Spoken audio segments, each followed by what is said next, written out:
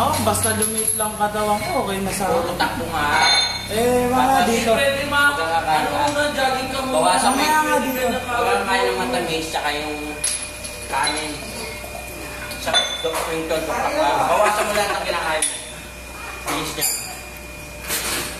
Wala, lakas pa rin kumain. Hindi pwede na. Ngayon pala naman ako nag-uumpisa eh. Umpisa pa lang ako. Hindi ka nasama kanina, Kuya Candy? Kuya, hindi ka nasama? Saan? Sila ba to? Ikaw, kanina? Oo. Sandali pa lang. Ako na. Kanina? Alaki mo ang ko. Kanina mo!